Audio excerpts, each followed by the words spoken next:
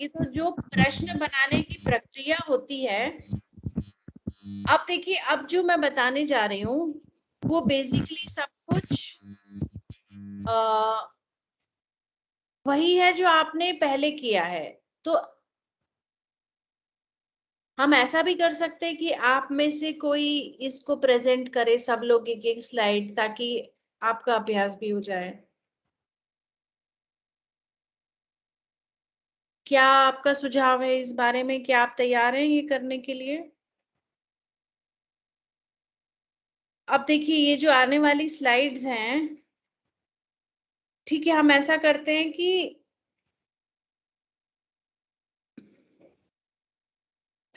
प्रश्न बनाने की जो आप सब लोग प्रश्न बनाते हैं, ठीक है, आपको पता है उसकी क्या प्रक्रिया होती है। तो उस प्रक्रिया को ध्यान में रखते हुए आपको क्या करना है, चर्चा को उन बिंदुओं पर केंद्रित करेंगे कि हमें प्रश्न बनाने के कार्य को प्रारंभ करते समय किन मुख्य बातों पर विचार करना चाहिए। ठीक है, आप ये सोचिए कि अगर आप फैसिलिटेटर हैं और आप किसी ग्रुप को बता रहे हैं कि अच्छे प्रश्न कैसे बनाए जाते हैं, ठीक है, तो आप उसे किस तरह से शुरू करेंगे, क्या करेंगे, ये हमें अब एक एक करके देखना है। और मैं चाहती हूँ कि आप लोगों में से ही कोई इस बात इसका प्रेजेंटेशन करे, एक एक बात आप बता सकते हैं इस बारे में, ठीक है। तो सबसे पहले, क्या आप एक वो सूची बना सकते हैं कि जो अच्छे प्रश्न की कौन सी मुख्य बातें होती है, आज जो हमने चर्चा की, क्या आप लोग उसकी सूची बना सकते हैं एक एक करके? एक एक बिंदु सुझाएं आपकी अच्छे प्रश्न में क्या क्या होना चाहिए।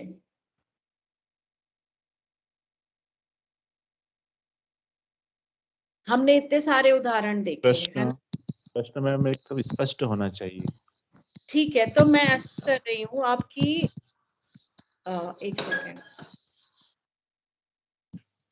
मैं इसको यहीं पे मैं, आप जैसे जैसे बोलेंगे वैसे वैसे हम इसी में उसको टाइप करते हैं। चलिए,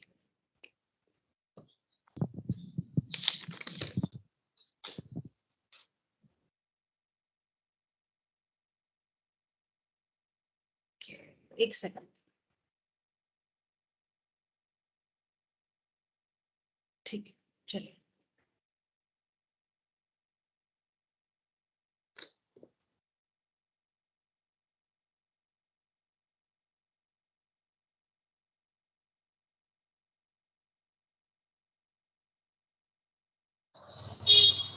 कमलदीप जी कह रहे हैं कि, एक सेकंड, प्रश्न स्पष्ट स्पष्ट होना चाहिए। होना चाहिए। ठीक है, मैं ये जो टाइप कर रही हूँ सबको दिख रहा है ना साथ साथ में ही? थोड़ा सा छोटा दिख रहा होगा शायद, जी कोई दिख रहा बात है, नहीं। क्लियर दिख रहा है। ठीक है, हाँ, ठीक मैं दिख रहा है इसके मैम। बाद इसे फुल स्क्रीन कर दूंगी ताकि हमारे सारे पॉइंट्स यहीं पे आ जाएंगे। चलिए, प्रश्न स्पष्ट होना फिर चाहिए। जी, और और प्रश्न में आवश्यकता अगर नहीं है तो बहुत ज्यादा संदर्भों की आवश्यकता नहीं होना चाहिए। हाँ, ठीक, एक होना चाहिए, एक आध, बहुत ज्यादा नहीं होना चाहिए, ताकि रीडिंग लोड कम होना चाहिए। और है,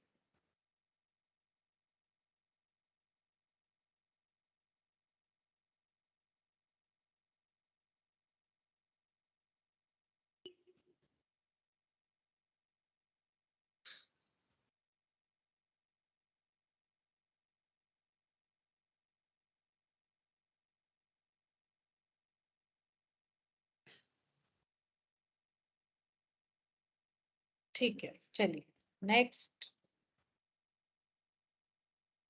प्रश्न के मुख्य बिंदु हाईलाइटेड या रेखांकित होने चाहिए।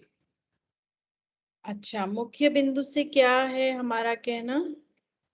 प्रश्न, मतलब जो पूछा जा रहा है प्रश्न में, ठीक जैसे है, सत्य है, असत्य है, या कि अच्छा अशुद्ध अच्छा, है कि शुद्ध है। हाँ।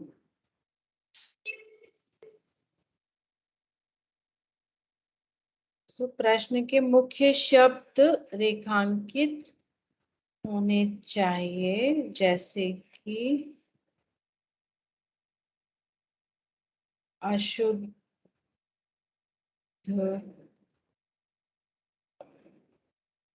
असत्य,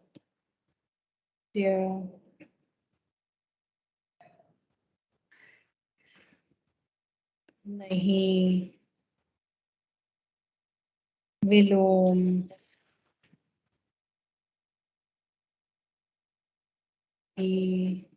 गलत, इस तरह के जो शब्द होते हैं उन्हें रेखांकित करना चाहिए। ठीक है, चलिए और बताएं।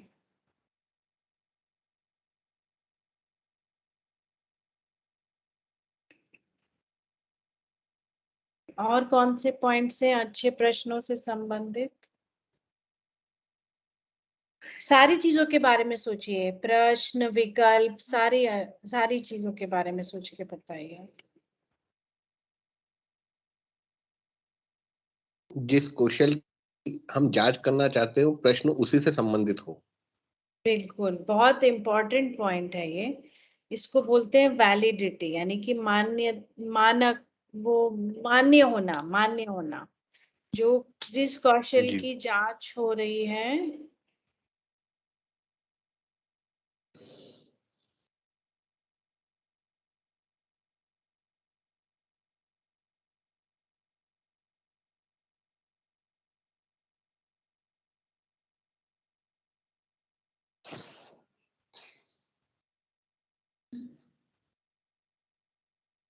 ठीक है, और बताइए।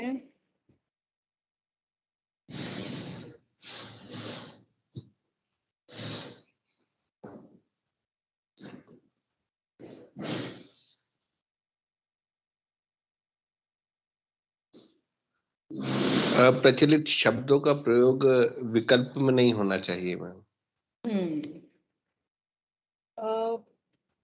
अप्रचलित शब्दों का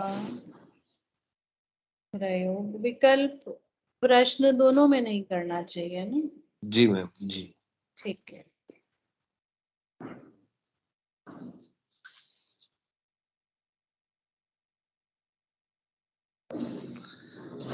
विकल्पों में उनकी लंबाई या लेंथ का ध्यान रखना चाहिए। हम्म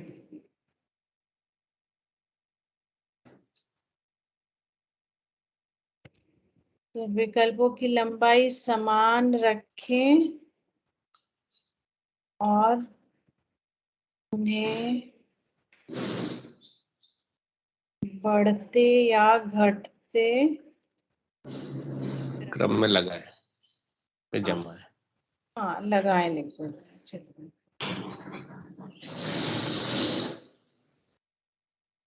और प्रश्न के जो विकल्प होते हैं उसमें किसी भी प्रकार के भेदभाव नहीं होना चाहिए, समुदाय विशेष के लिए या व्यक्तिगत तौर पर बचना चाहिए। प्रश्न और विकल्पों में किसी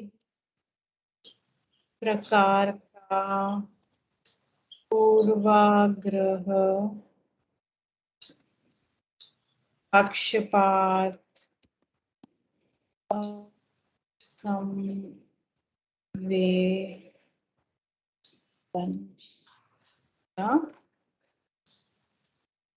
नहीं होनी चाहिए। ठीक है, चलिए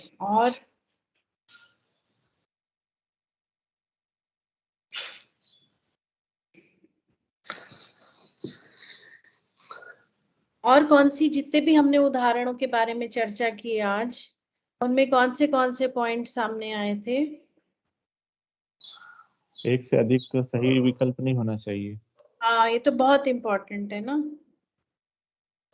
एक से अधिक सही विकल्प नहीं होना चाहिए, और ये भी कि कम से कम एक सही विकल्प तो होना ही चाहिए। ऐसा भी नहीं होना चाहिए कि कोई भी विकल्प सही नहीं हो।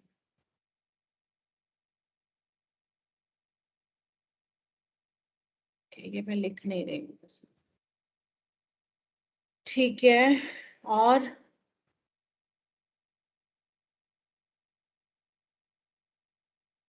कक्षा स्तर और आयु स्तर के अनुरूप होना चाहिए प्रश्न।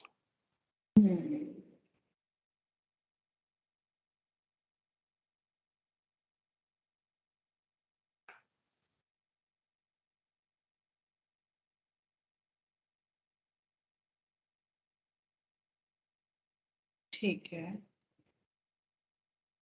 और भी तो हैं हमारे पार्टिसिपेंट्स, वो भी बताएं। महेंद्र सर, हेमेंद्र सर, आप भी बताएं।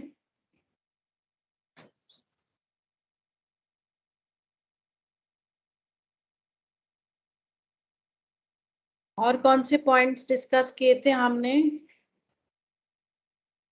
मैम एक प्रश्न प्रश्न हाँ में मतलब विकल्प हिंट देने वाले ना हो।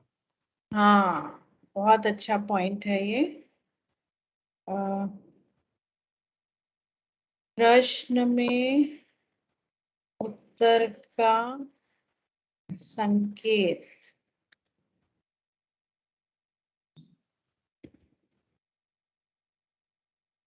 नहीं होना चाहिए, है ना?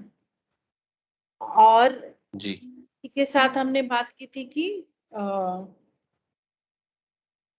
भी कथन या विकल्प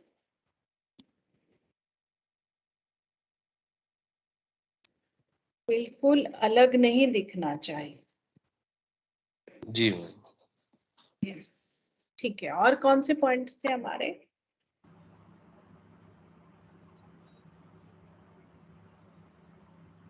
विकल्पों में कोरिलेशन की बात भी करी थी कि अलग अलग नहीं होने चाहिए।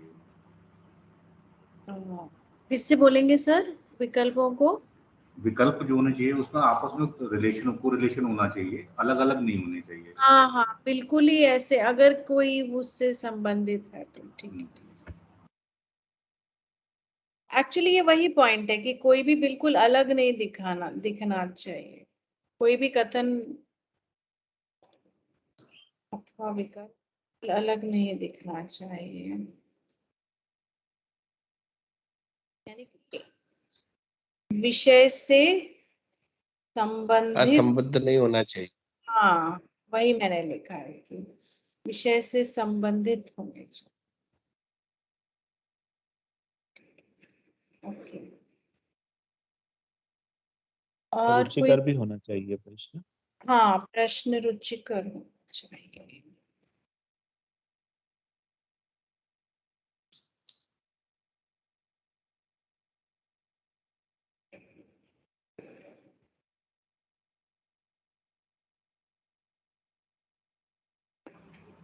हेमेंद्र सर, महेंद्र सर, आपकी तरफ से कोई इनपुट?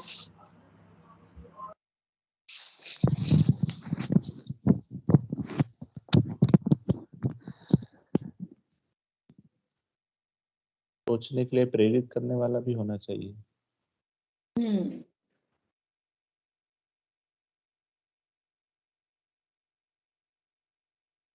रुचिकर होना चाहिए, सोचने के लिए प्रेरित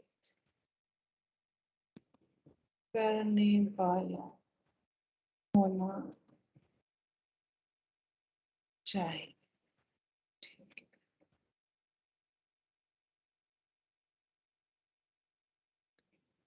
ओके, हमने काफी पॉइंट्स लिख लिए हैं। अब हम ऐसा कर सकते हैं कि हम नेक्स्ट, अच्छा कोई मीटिंग से निकल गया था सर।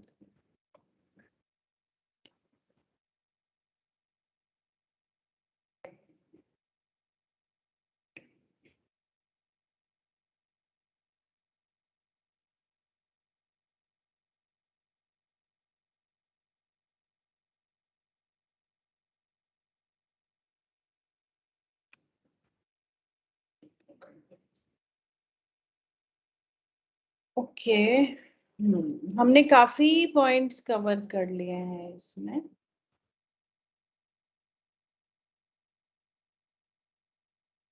आप फुल स्क्रीन पे लेंगे तो पूरा आ जाएगा।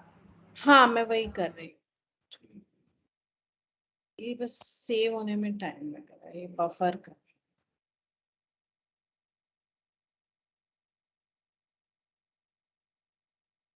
ठीक है,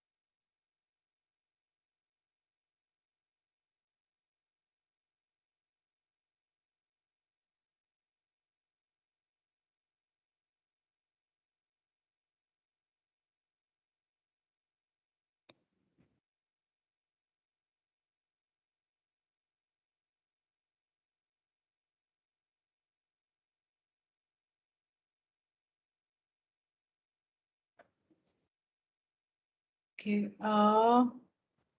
एक्चुअली ये स्लाइड थोड़ी सी हैंग कर रही है, मैं फिर से ट्राई कर रही हूँ। ठीक है,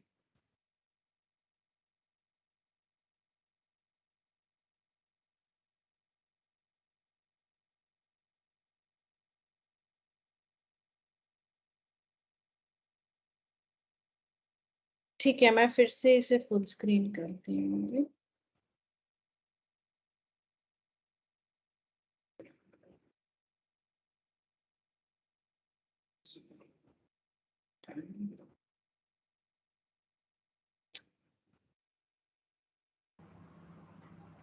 आप रीशेयर कर दीजिए उसको, दोबारा हटा के मतलब स्टॉप शेयरिंग करके शेयर कर दीजिए। हाँ मैं भी यही सोच रही हूँ, just give me a minute, ठीक है।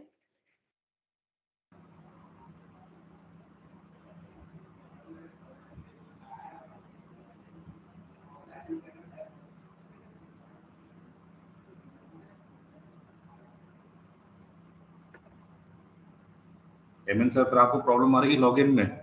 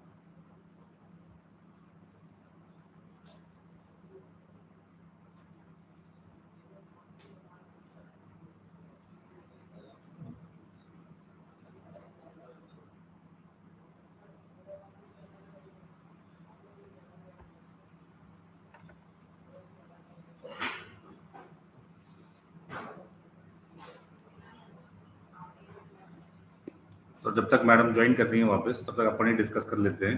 तो आई होप अभी तक के जो टॉपिक्स थे वो काफ़ी इंटरेस्टिंग रहे होंगे आप लोगों के लिए। और अब आप जो भी क्वेश्चंस बनाएंगे और उसका फैसिलिटेशन करेंगे, तो आई होप आप लोग एक मतलब एक साथ एक वर्कशॉप में हैं, तो एक दूसरे से वेटिंग भी करवा सकते हैं। वेटिंग इन द सेंस कि मतलब एक दूसरे से चेक भी करवा सकते हैं। बिल्कुल। Yes sir. अब दिख रहा है फिर से ये पीपीटी? दिख रही है। ठीक है, मैं इसको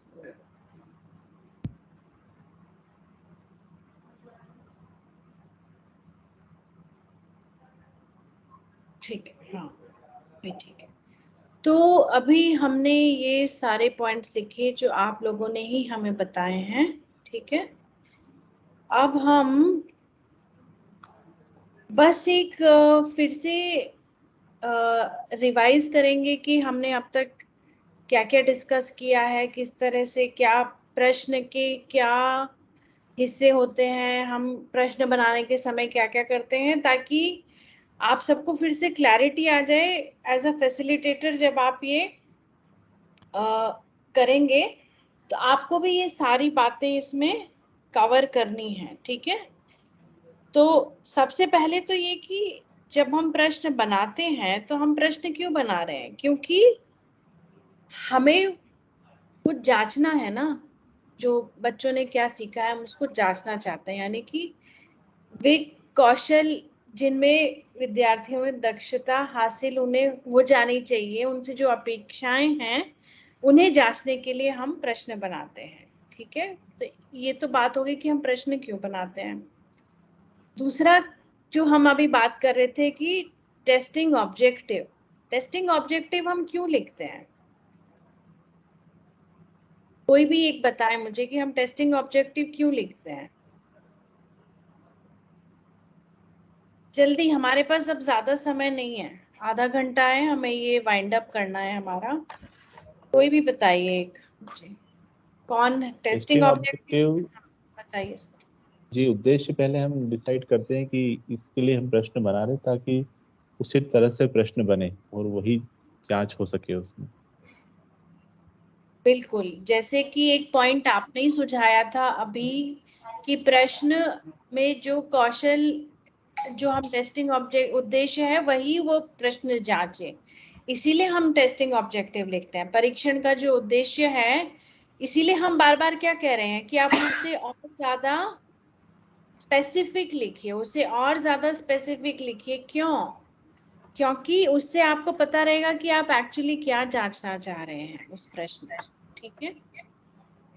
तो टेस्टिंग ऑब्जेक्टिव यह बताता है कि टेस्टिंग ऑब्जेक्टिव से ये पता चल जाना चाहिए कि प्रश्न में हम किस चीज का परीक्षण कर रहे हैं, उसका क्या मुख्य उद्देश्य है वह जानने के लिए, ठीक है।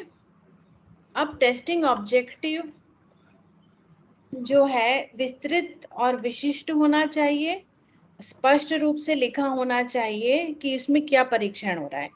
अब जब हम डिस्कस कर रहे थे क्वेश्चन क्वालिटी, तो हम ये बार बार बात कर रहे थे ना कि कोई टिप्पणी कर रहा था कि ये मुझे सही नहीं लग रहा है, इसको ऐसे लिख सकते हैं, उसको ऐसे लिख सकते हैं। तो मैंने यहाँ पे एक उदाहरण दिया है नीचे। मान लीजिए कोई प्रश्न है जो सार्वनामिक विशेषण के बारे में है कि कोई वाक्य दिया है और उसमें पूछा है कि इस वाक्य में कौन सा शब्द सार्वनामिक विशेषण है, ठीक है।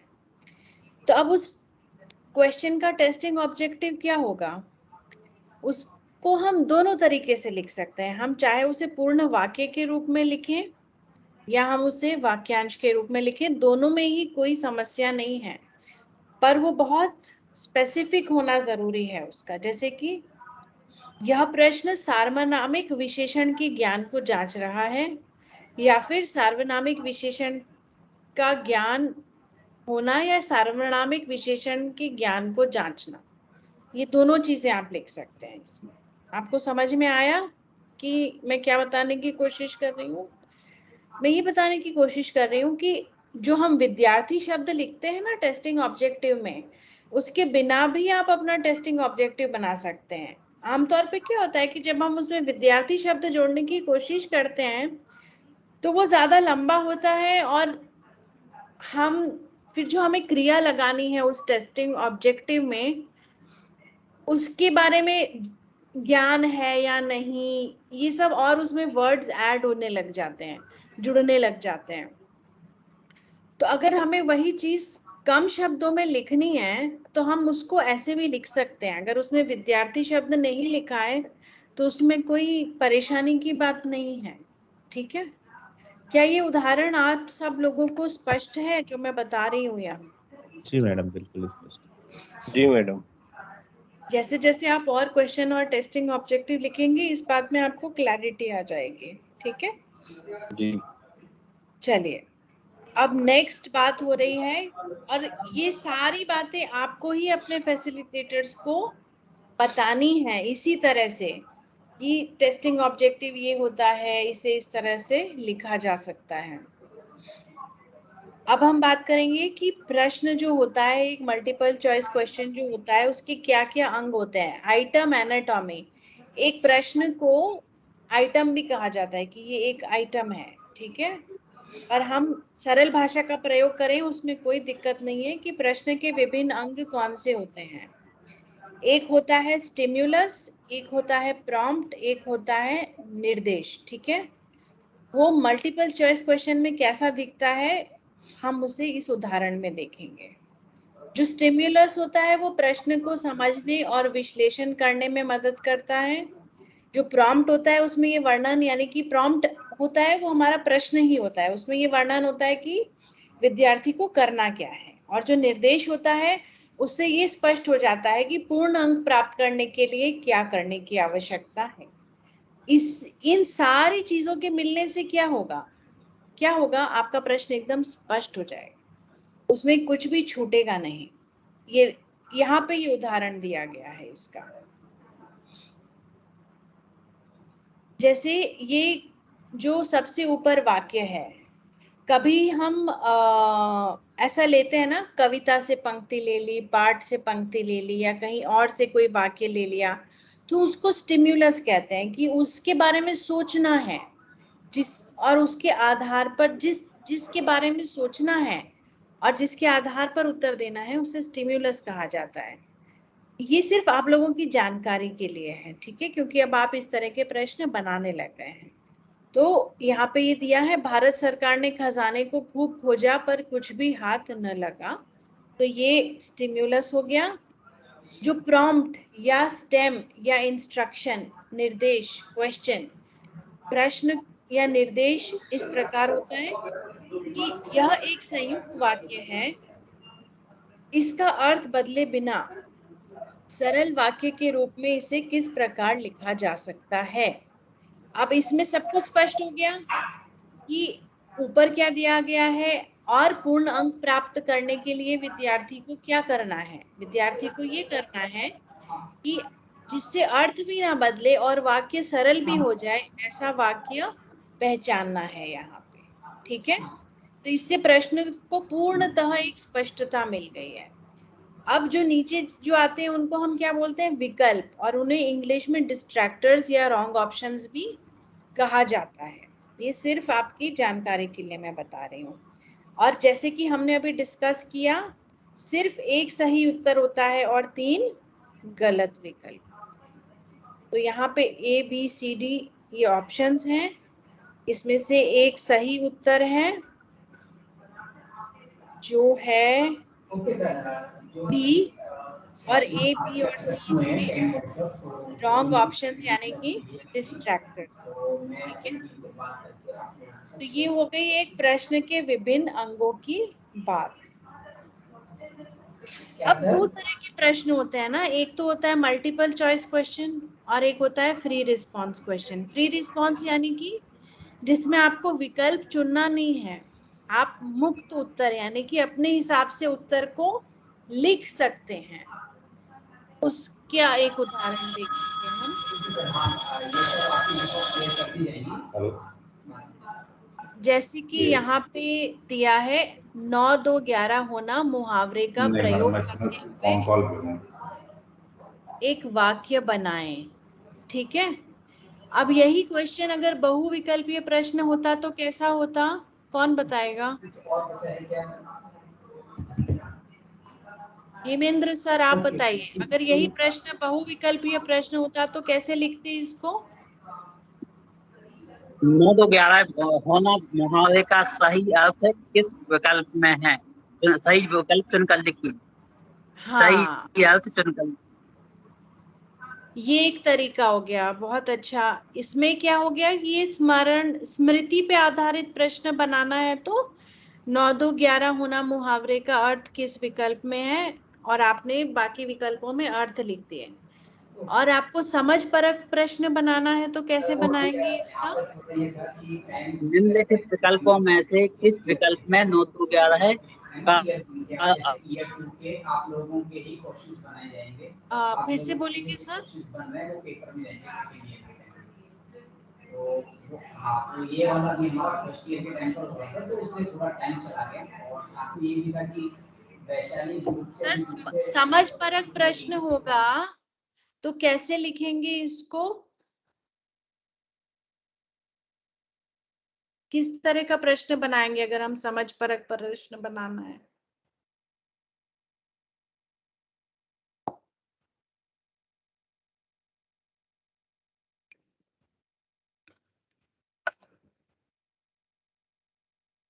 बताइए सर जल्दी। हेमंत सर मेरे ख्याल से कोई टेक्निकल इशू आ रहा है, वो बोल तो रहे हैं लेकिन आवाज नहीं आ रही उनकी, तो अपन अच्छा अच्छा, कमल सर, कोई और मयंक भी सर। बता सकते हैं, कोई भी बता सकते हैं। आप बता दीजिए, महेंद्र सर, धीरज सर, कोई भी।